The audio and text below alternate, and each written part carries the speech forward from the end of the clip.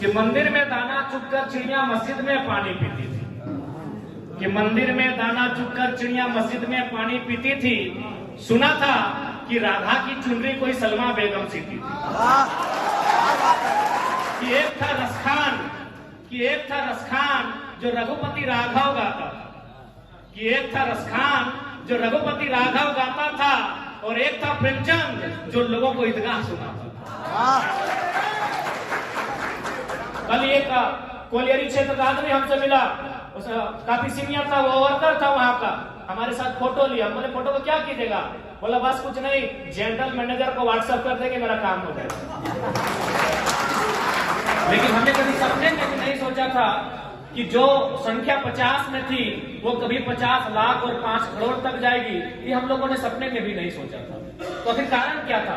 कारण यही था कि ये लड़ाई हक अधिकार की है, ये लड़ाई उन शोषितों की है, वंचितों की है, जो लगातार सदियों से अपने राज्य में, अपनी मिट्टी में चले गए हैं।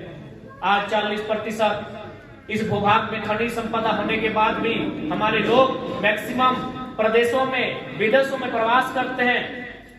तो कहीं ना कहीं ये दुर्भाग्य का विषय है। आज यहाँ विभिन्न धर्मों को मानने वाले लोग बैठे हैं। भारत देश में अगर धर्म कोड की बात कही जाए तो संविधान 10 धर्म कोड को मान्यता देता है। मैं सभी का आदर करता हूँ। किसी को नीम के पेड़ में शांति मिलती है, किसी को आम के पेड़ में शांति मिलती है, सबका अपना अपना मार्ग है। लेकिन आप लोग जितने लोग बैठे हैं, आप भी जानते हैं, अगर आप किसी की आस्था ईश्वर में, किसी की अल्लाह में, किसी की रब में है, तो आप ये मत अपने जहन में रखिए कि वो आप कुछ भी करेंगे उसका ध्यान बार बार इस धरती पे होगा। इस ब्रह्मांड में और भी दुनिया होंगे, उसको बनाने में व्यस्त होगा। एक बात आप जान लीजिए, यदि आज हमारा उद्धार कहीं से होगा, आज अगर कोई हमें सुरक्षा प्रदान करेगा, आज कोई हमारे हक अधिकार की लड़ाई को लड़ेगा, तो कहीं ना कहीं वो सर्वोच्च मंदिर है हमारा, जिसमें सभी धर्मों के लोग की आस्था होती है, जिसे राज्य में हम विधानसभा कहते हैं और देश स्तर पर हम संसद कहते हैं। जब भी कोई हमारे साथ घटना घटती है तो हम सभी धर्मों को मानने वाले लोग अपने धर्म स्तर पर नहीं जाते हैं, हम कानून की मदद लेते हैं। जब भी हमारे साथ कोई अन्याय होता है, जब भी कोई हमारे साथ अत्याचार होता है, हम अपने धर्म स्तर पर नहीं जाते हैं, हम कानून की सहायता लेते हैं। क्योंकि कहीं ना कहीं भारत, ये दुनिया आज लोकतंत्र के ढांचे में बन चुकी है। और बिल्कुल जिसने इस सृष्टि का निर्माण किया है, वो इसी धरती पे उसकी नजर नहीं होगी। जब उसने इस जहां का निर्माण किया है, तो क्या 510 मिलियन की धरती में वो बिजी होगा? इस धरती से बाहर कई ग्रह, कई उपग्रह, कई धूमकेतु, कई आकाश पिंड है, हो सके वो वहां होगा। इसलिए आज अगर हमें हमारी आने वाली भविष्य को सुरक्षित करना है तो राजनीति के अर्थ को समझना होगा। जो आज संविधान निर्माताओं ने हमारे हाथों में, एक दौर था जिसे हम राजतंत्र कहते थे, उस समय राजाओं का तलवार महत्वपूर्ण था, उनकी तलवार के आगे हम बहस नहीं कर सकते थे। लेकिन भारत एक लोकतांत्रिक देश है, हमारे पास लोकतंत्र का सबसे खूबसूरत ढांचा 1 पर्सन 1 वोट 1 वैल्यू है, जो आज के दौर का सबसे शक्तिशाली हथियार है। इस हथियार का आपको इस्तेमाल करना है। आज बहुत सारे मीडिया वालों ने हमसे पूछा कि केंद्र से चूंकि आप सांसद के चुनाव में लड़ेंगे, आप लोग एमपी के चुनाव में लड़ेंगे, उस समय केंद्र के पास धर्म इशू होगा, आप किन मुद्दों के साथ जाएंगे? मैंने कहा जो लोग आज सऊदी में फंसे हैं, जो लोग आज अन्य प्रदेशों में फंसे हैं, उनके लिए सबसे बड़ा धर्म अगर है तो रोटी का धर्म है, जो मजहब से भी ऊपर है। मैं उन मुद्दों के साथ एमपी का चुनाव लड़ूंगा। आज बहुत सारे लोग ये कहेंगे हम लोग विधायक, सांसद का ख्वाब या फिर बनने आए हैं। मैं आपको स्पष्ट कहूं, हमारे बीच रिजवान दा भी आज परिचय के मोहताज नहीं रहे, हमारे मोती दा भी परिचय के मोहताज नहीं रहे। इसी बीच हमारे प्रधान महासचिव खाने खान फरजान खान भी आए, परिचय के मोहताज नहीं रहे। निश्चय आज नहीं तो कल ये कोई बड़ी पार्टियां इनको टिकट ऑफर करेंगी, ये विधायक बन सकते हैं, बिल्कुल इनमें काबिलियत है और इनका कहीं ना कहीं क्षमता है। आज नहीं तो कल इनको कोई टिकट ऑफर करेगी, ये एनडीए इंडिया गठबंधन कहीं जा सकते हैं। लेकिन मैं ये हो सके 10 साल बाद पार्टी की सेवा करने के बाद ये मंत्री भी बन सकते हैं। लेकिन यकीन मानिए ये दिल से कभी खुश नहीं हो पाएंगे। हम लोग विधायक संसद नहीं बनने आए हैं, हम लोग व्यवस्था को बदलने आए हैं। हम एक ऐसा आधार बनाएंगे कि हमारे पार्टी का अगर कोई कार्यकर्ता रहेगा तो वो अभिमान करेगा। हम एक ऐसा माहौल क्रिएट करने आएंगे। और आज शुरुआत हो चुकी है। आज हमारे पास एक मुखिया का, एक वार्ड सदस्य का प्रतिनिधि नहीं है, लेकिन आज भी लड़के लोग बोलते हैं कि दादा एक फोन हम लोग लगाते हैं और हमारा काम हो जाता है। कल एक कोलियरी क्षेत्र का आदमी हमसे मिला, काफी सीनियर था, वो वर्कर था वहां का, हमारे साथ फोटो लिया। बोले फोटो को क्या कीजिएगा? बोला बस कुछ नहीं, जनरल मैनेजर को व्हाट्सएप कर देंगे, मेरा काम हो जाएगा। यानी जो कोलियरी के जीएम हैं उनको व्हाट्सएप कर देंगे, मेरा काम हो जाएगा। तो ये बदलाव हम लोग बिना किसी पद में रहकर लाए हैं। आज किसी फैक्ट्री में चले जाए, किसी कंपनी में चले जाए, आज हमारे नौजवानों से टॉकिंग करने के लिए घबराते हैं, चाहे एचआर रहे, चाहे कोई पदाधिकारी रहे। तो सोच के देखिए, अगर हम लोगों को आप लोग आशीर्वाद देकर अगर नेतृत्व करने का अवसर देंगे तो इस राज्य में क्या बदलाव आएगा। और निश्चय इस बात को ध्यान में रखिए, हम लोग इससे पहले कि राजनेता किस प्रकार की परिपाटी में अपने आप को ढाले हैं मायने नहीं रखता है।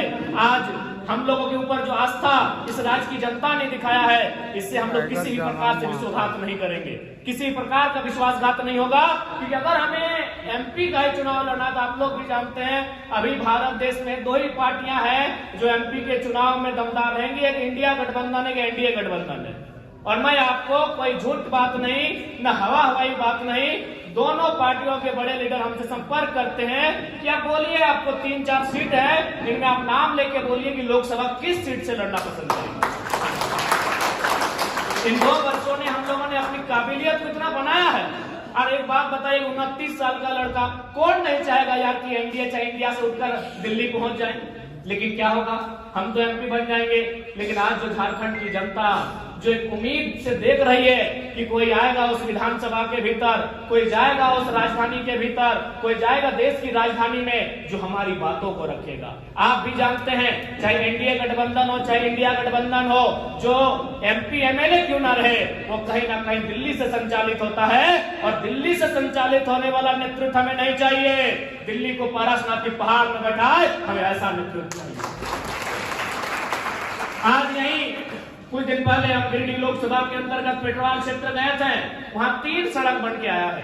एक व्यक्ति ने बताया कि जब हमने यहाँ जमीन को खरीदा था तो 30 लाख रोड के किनारे था, 1-1 लाख रुपया प्रति डिसमिल खरीदे, लेकिन सरकार ने हमको 16,000 रेट दिया और 4 लाख में सारा जमीन ले लिया। हमने खरीदा था 30 लाख में और जमीन का रेट हमको मिला 4 लाख, क्योंकि हमारे लिए इस दिल्ली में बोलने वाला कोई नहीं। इसीलिए हमने उन मीडिया को कहा कि धर्म का मुद्दा रहे, चाहे आस्था का मुद्दा रहे, जब हम दिल्ली में कदम रखेंगे हमारे लिए रोटी सबसे बड़ा मुद्दा होगा। आप सोच के देखिए, उसके लिए क्या धर्म मुद्दा रहेगा, जिसने 30 लाख में जमीन खरीदा था और मात्र 4 लाख में सारा जमीन चला गया। आप ये सोच के देखिए, क्या उसके लिए कोई आस्था मुद्दा रहेगा? नहीं, उसके लिए उसका हक मुद्दा रहेगा, सत्य मुद्दा रहेगा, उसके लिए उसके साथ जो अन्याय हुआ वो मुद्दा रहेगा। और आज इस बात को आपको मानना होगा, हम लोग एक साधारण सा छात्र, न कल तक हमें कोई जानता था, न कल तक हमें कोई पहचानता था, लेकिन आज राज्य के नेतृत्व हमें देख रही है, तो कहीं ना कहीं हमें नियति चुनकर लाई है, हमें वो बुद्ध विधाता चुनकर लाया है। अभी आपको तय करना है कि आप हमारा साथ किस प्रकार से देते हैं। क्योंकि देखिए, ऐसा नहीं कि हम लोग आखिरी हैं, इसके बाद 20 साल बाद फिर कोई आंदोलन आएगा, फिर कोई आंदोलन खड़ा होगा, फिर कोई टाइगर, फिर कोई रिजवान बन के आएगा, लेकिन तब तक हम लोग बहुत कुछ खो चुके होंगे, तब तक हम लोग बहुत चीजें खो चुके होंगे। क्या पता हमारे जल, जमीन, जंगल, हमारे खेत खलिहान कहां तक खो चुके होंगे, इसका कोई अनुमान नहीं है। इसलिए मैं ये नहीं कह रहा हूं कि हम लोग आखिरी हैं इसके, लेकिन हाँ, आंदोलन का एक पीरियड होता है। 5 साल में आंदोलन नहीं होता है, 2 साल में आंदोलन नहीं होता है। एक बड़ा आंदोलन जब भी होता है, जब भी कोई राज्य में व्यापक आंदोलन होता है, कम से कम 15 से 20 साल का गैप होता है। उतने दिनों बाद जब फिर कोई नया आंदोलन खड़ा होगा, पता नहीं हम लोग क्या होने की स्थिति में रहेंगे। इसलिए आज समय की मांग को, नियति की पुकार को, उस ऊपर वाले की रजामंदी को देखते हुए झारखंड के युवाओं के हाथों में आप बागडोर को देने का काम करें। और उम्मीद करते हैं 2024 में अगर हम लोग मजबूत होते हैं तो अपने राज्य सरकार की शक्तियों का उपयोग करते हुए इस राज्य में एक ऐसा वातावरण, एक ऐसा माहौल बनाएंगे कि एक आम व्यक्ति तक वास्तव में हक अधिकार की लड़ाई सार्थक रूप से पहुंचाई जा सके। बहुत सारे लोग कहते हैं कि चेंगड़ा लोग क्या बदलाव करेंगे। देखिए, बदलाव आइडिया से होता है। एक छोटी सी आइडिया सिस्टम को बदल देती है, एक छोटी सी आइडिया माहौल को बदल देती है। हमारे पास आइडियाज हैं, हमारे पास तौर तरीके हैं। हम लोगों ने सोच कर रखा है कि अगर हम लोग को स्थान मिलेगा तो हम लोग क्या कर सकते हैं। अभी उदाहरण के लिए मान के देखिए, माननीय मुख्यमंत्री आज चौक चौराहे जहां देखिए उन्होंने अपने एडवर्टाइजमेंट के लिए लगभग करोड़ों का पोस्टर लगाया है। अब एक बात बताइए, अगर कोई पढ़ा लिखा जिसके पास आइडिया हो, उन पोस्टर बैनर को केवल रोक करके हमें लगता है उन पैसों से छोटी मोटी योजनाएं लेकर हम लोग आ सकते हैं। हमारे पास आइडिया की कोई कमी नहीं है, लेकिन जब तक, क्योंकि भारत एक लोकतांत्रिक देश है, आप सिस्टम में जब तक नहीं आते हैं, आप उन चीजों को इंप्लीमेंट नहीं करेंगे, तब तक विशेष बदलाव होने की अपेक्षा आप नहीं रख सकते हैं। इसलिए, और आज देखिए, अगर हम लोग को भी अगर चुनाव लड़ने की इच्छा होती तो हम लोग 2 साल पहले पार्टी बना लेते। आप लोग सुने होंगे कि अभी पार्टी हम लोग को रजिस्ट्रेशन के लिए गया है, अड़चने आ रही हैं, बहुत सारे लोग सवाल करते हैं पार्टी बना क्यों नहीं। अरे भाई, हम लोग चुनाव लड़ना उद्देश्य ही नहीं था। हमारा उद्देश्य था झारखंड के आवाज बनना, लेकिन 2 सालों से लोगों ने कहा कि भाई आप लोग विकल्प के तौर पर आए हैं तो कहीं ना कहीं आप लोग को पॉलिटिक्स करना चाहिए, तब हम लोग पॉलिटिक्स को मानकर आए हैं, वरना हमारा कभी उद्देश्य नहीं था कि हम लोग राजनीति करेंगे। इसलिए अगर ये अवसर आया है तो कहीं ना कहीं अवसर इसलिए आया है क्योंकि झारखंड के जो साथ जो अन्याय और दुराचार हुआ है, ये पूरे ब्रह्मांड में किसी के साथ नहीं हुआ है। हमारे पास 28 राज्य, 8 केंद्र शासित राज्य हैं। वे लोग हवा, धूल, पानी, गर्मी, बरसात सहते हैं। झारखंड के लोग एक्स्ट्रा चीज सहते हैं, उसे अन्याय और जुल्म कहते हैं। पूरे भारत में ऐसा जुल्म कहीं नहीं होता है। पता नहीं दिल्ली में बैठे लोगों को हमसे क्या दुश्मनी है। दुश्मनी ज्यादा नहीं है, हमारे पास जो खनिज संपदा है उसे लूटना चाहते हैं। अगर ये हमारा जंगल होता, जिस प्रकार चूंकि झारखंड एक जंगली क्षेत्र है, तो दिल्ली तो छोड़िए, पड़ोसी राज्य हमें देखने तक नहीं आता, झांकने तक नहीं आता। लेकिन जब से अंग्रेजों ने पता दिया है कि यहाँ ये रूढ़ है, ये एक ऐसा प्रदेश है जहाँ कण-कण में खनिज है, तब से दिल्ली से लेकर पड़ोसी राज्यों की हम पे नजर है। कोई आप राज्य चले जाइए, हम लोग लगभग 3-4 राज्य इस दरमियान घूम के आए। कहीं तो 100%, 3rd 4th ग्रेड में 100% रिजर्व है। कहीं भाषा के आधार पर आपको उसी भाषा में पेपर लिखना होगा। कहीं तो साफ साफ है कि भाई अन्य राज्यों के लोग यहाँ सरकारी नौकरी करेंगे ही नहीं। लेकिन एक झारखंड है जहाँ कोई सीमा नहीं होने के कारण, जहाँ कोई बैरियर नहीं होने के कारण आज हमारे हक अधिकार को लगातार लोग छीन कर ले जा रहे हैं। और ताज्जुब की बात तो तब आती है, हाल ही फिलहाल अखबार में पढ़े कि अब जो हमारा कॉन्ट्रैक्ट जो पीसीसी का सड़क बनता है 100 फीट का, 150 फीट का, उसमें यूपी और बिहार के ठेकेदार है। अच्छा, ये बात बताइए, लोग, बहुत सारे लोग कहते हैं ये बाहरी भीतरी की लड़ाई है। क्या हमने किसी भीसी को कहा? जैसे यहाँ भी श्यामा प्रसाद मुखर्जी विश्वविद्यालय है, रांची विश्वविद्यालय है, या फिर विनोद भावे विश्वविद्यालय है, हमारे पास विनोद बिहारी महतो विश्वविद्यालय है। क्या हमने किसी भीसी को कहा कि भीसी आप वापस चले जाए गो बैक, क्योंकि आप हमारे राज्य के नहीं है? नहीं कहा हमने, क्योंकि वो सेंट्रल वैकेंसी है, नेट जेआरएफ के लोग हैं, वो आ सकते हैं। अरे भाई, अगर आप पीजीटी के टीचर में भी बाहर के लोग आएंगे, प्राइमरी टीचर में भी अगर बाहर के लोग आएंगे, तो बताइए क्या झारखंड के लोग झाड़ू बजाएंगे? हमने तो बीसी का कभी विरोध नहीं किया। यही जाइए हजारीबाग में, आपको लगता है धनबाद यूनिवर्सिटी की बात कीजिए तो 90% लोग यूपी, बिहार, बंगाल के हैं भाई। 10% झारखंडी होंगे कि नहीं पता नहीं है, तो दरबार में है, घास छीलते हैं, चपरासी करते हैं, पढ़ाने वाले सब तो बाहर के हैं। लेकिन हमने तो कभी विरोध नहीं किया कि वो सेंट्रल लेवल की वैकेंसी है। अब अगर प्राइमरी टीचर बन के भी अगर अन्य राज्यों के लोग आएंगे तो झारखंड क्यों बना? इसीलिए हम लोग अपने स्टैंड पे कायम है। हमारा स्टैंड झारखंडियत है, किसी को बुरा लगता है लगे, लेकिन हमारा लड़ाई कहीं गलत है। हमने कभी रांची के डीसी से सवाल किया या फिर धनबाद के डीसी से कि आप हमारे राज्य के नहीं है, आप चले जाएं? नहीं किया, क्योंकि एक ग्रेड की बहाली है, यूपीएससी से चुनकर आए हैं, वो पूरे देश में कहीं जा सकते हैं। हमने कभी डीसी से सवाल नहीं किया, हमने कभी एसपी से सवाल नहीं किया, हमने कभी जो बड़े पदाधिकारी हैं जो जिला को चलाते हैं उनसे कभी सवाल नहीं किया। लेकिन भैया, अगर वो दरोगा बन के, वो एसआई बन के, अगर वो बड़ा बाबू छोटा बाबू बन के सभी थानाओं में आएगा तो विरोध करेगी नहीं?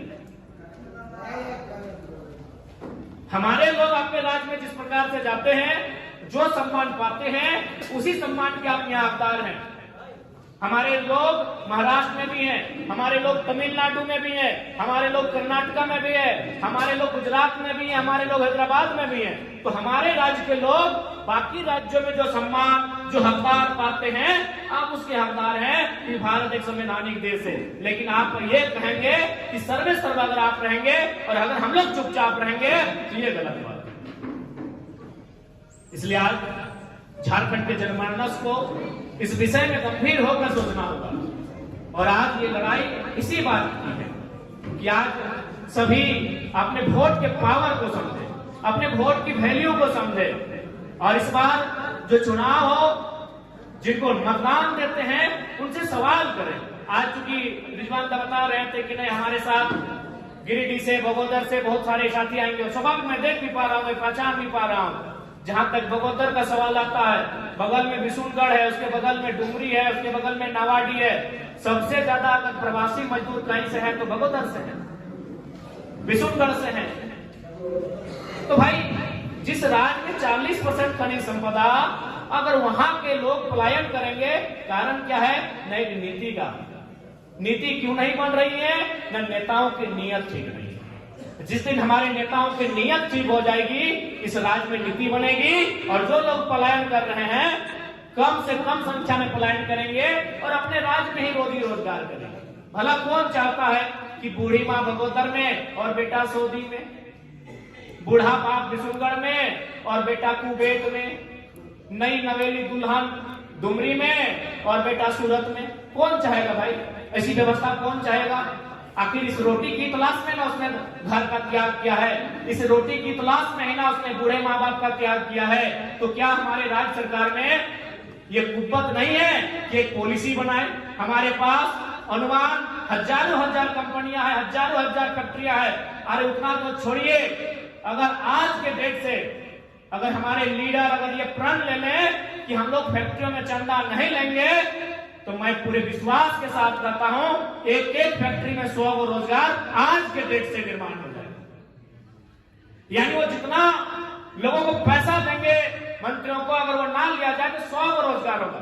मैं अपनी बात बताता हूं, बहुत सारी कंपनियों में हम जाते हैं तो बोलते हैं कहे आप नेताजी कैसा करते हैं, चलिए आपको 50 लाख देते हैं, रोजगार की बात मत कीजिए।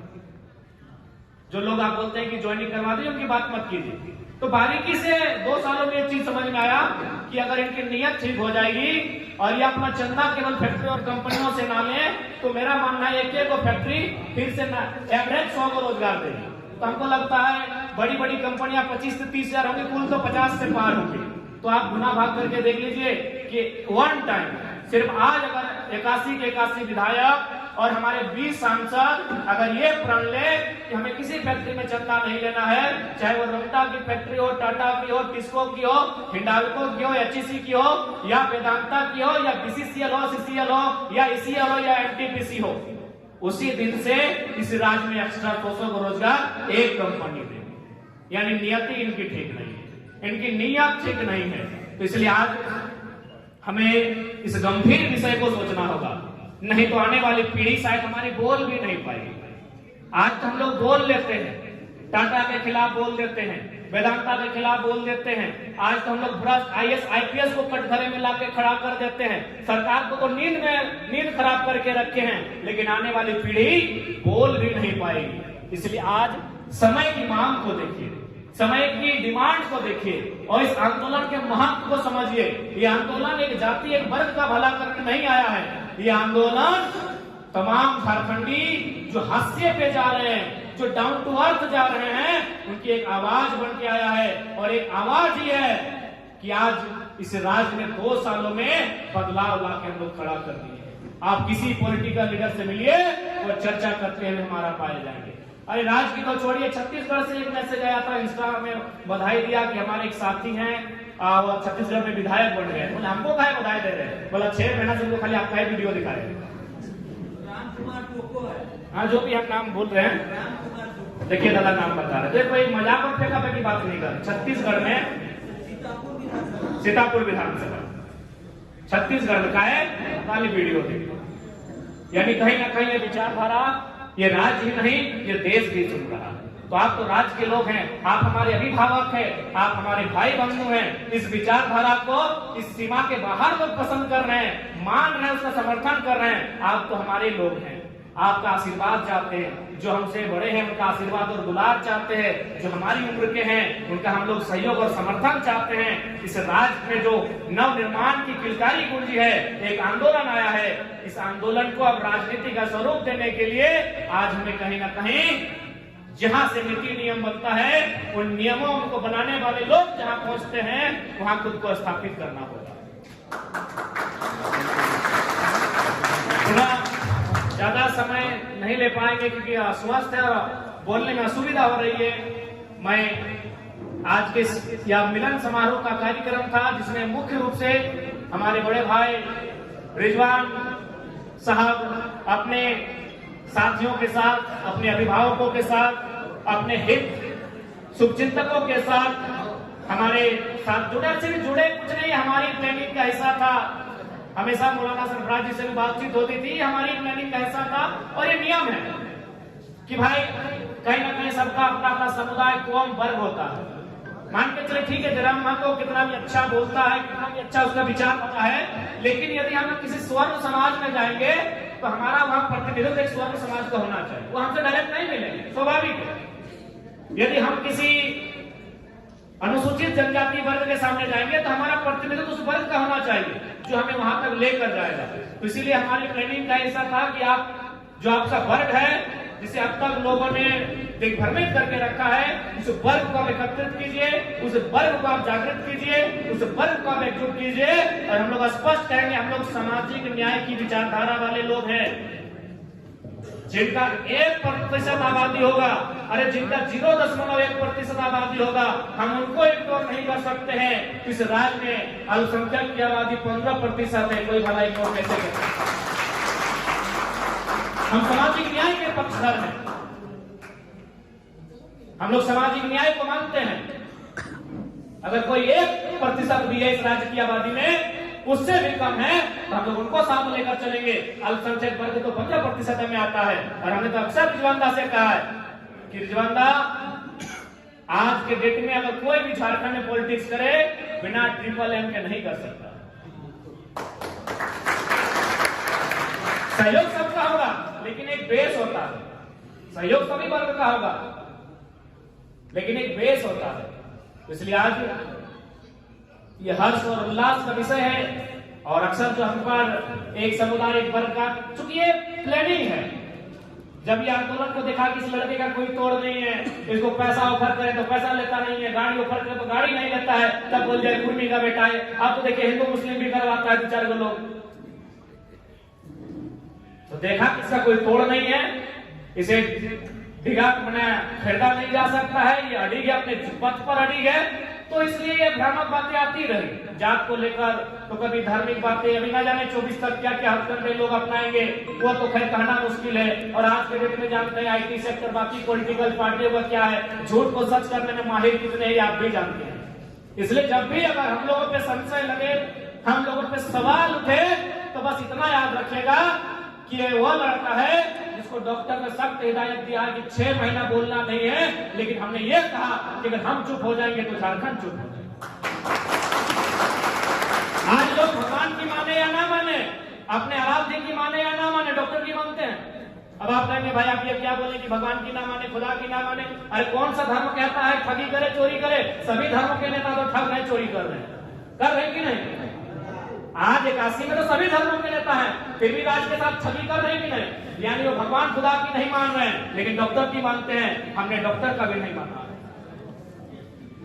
इसलिए जब भी आपको अगर कोई भ्रामक बातें आपके सामने आए, बस आप एकांत में जाके आंख बंद करके याद करना इस चेहरे को कि हमने इन 2 सालों में इस राज को स्थापित करने के लिए, इस राज के लोगों के अधिकार को चर्चा का विषय बनाने के लिए हमने क्या नहीं खोया।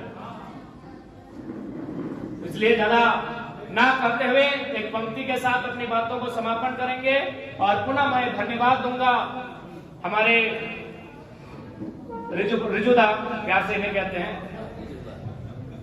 और जो भाई प्यार से कहा जाता है नाम तो जुबान पे आ जाता है, बहुत प्यारे इंसान है, हमेशा आदर और प्रेम भाव रहा है।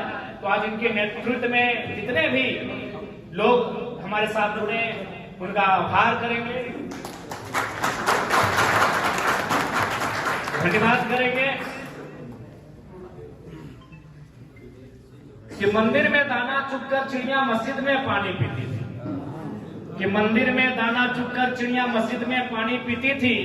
सुना था कि राधा की चुनरी कोई सलमा बेगम सी थी।